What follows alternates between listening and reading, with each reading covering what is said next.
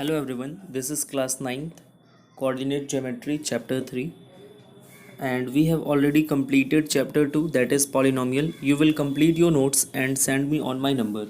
Now, let's open the book and study Chapter number 3, Coordinate Geometry. आप देख पा रहे हो इंट्रोडक्शन रिटन है. You have already studied how to locate a point on a number line. आप पहले ही पढ़ चुके हो कि पॉइंट को नंबर लाइन पे कैसे लोकेट करते हैं. ये हमने फर्स्ट चैप्टर में जो कि नंबर सिस्टम था उसमें पढ़ा, और क्लास 8 में भी आप ये पढ़ते आ रहे हैं. क्लास 6, 7, 8 से ही पढ़ते आ रहे हैं. जब एडिशन किया जाता था, अगर आपको याद हो, नंबर लाइन पे एक छोटा सा ऊपर एरो बना के 3+4 ऐड करके 7 कर देते थे. तो वो भी एक तरीके का लोकेशन ही है. तो ये आप पहले ही जानते हो. You also know how to describe the position of a point on the line. और आपको ये भी पता है कि कैसे किसी पॉइंट का पोजिशन लाइन पे दिखाया जाता है. There are many other situations in which to find a point we require to describe its position with reference to more than one line. For example, consider the following situation.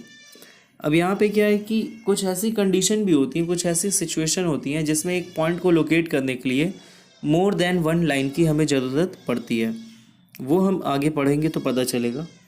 देखिए, वैसे ये जो coordinate geometry है, आज मैं आपको homework ये दे रहा हूँ कि आप पूरा इसका जो 2 या 3 पेज स्टार्टिंग का है वो आप खुद से रीडिंग करें. उसके बाद मैं उसका डिस्कशन करूँगा. यहाँ पे मैं आपको छोटी सी एक बात बता देता हूँ. कोऑर्डिनेट ज्योमेट्री क्या है? ये पॉइंट को प्लेन में with reference to axis, x axis and y axis locate करने का एक सिस्टम है. जैसे आप अपना घर का एड्रेस बताते हो ना कि आपका घर कहाँ पे है, तो कहते हैं कि किसी मंदिर के सामने है या किसी रोड के पास है. तो वो एक रेफरेंस पॉइंट हो जाता है कि हाँ, काली मंदिर के सामने, हनुमान मंदिर के सामने. तो वैसे ही हमारे पास एक्स एक्सिस और वाई एक्सिस होते हैं, और एक इमेजनरी प्लेन होता है. ये सब इमेजनरी है, उसमें हम लोकेट करते हैं. कोऑर्डिनेट ज्योमेट्री में ये सारे वर्क होते हैं. तो ये सब हम लोग पढ़ेंगे.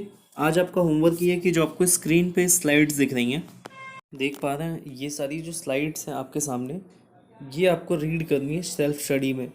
कल इनका डिस्कशन किया जाएगा, और आई होप कि आप थोड़ी बहुत रिकॉल कर पाएँ बातें. लास्ट क्लास में जो आपने पढ़ा है उसका बहुत ही ज़्यादा यूज़ होने वाला है. ये नहीं कि वो जो पढ़े वो भूल गए. थोड़ा सा इसको रिविज़न कर लीजिएगा, आपको खुद ही समझ में आ जाएगा. Thank you.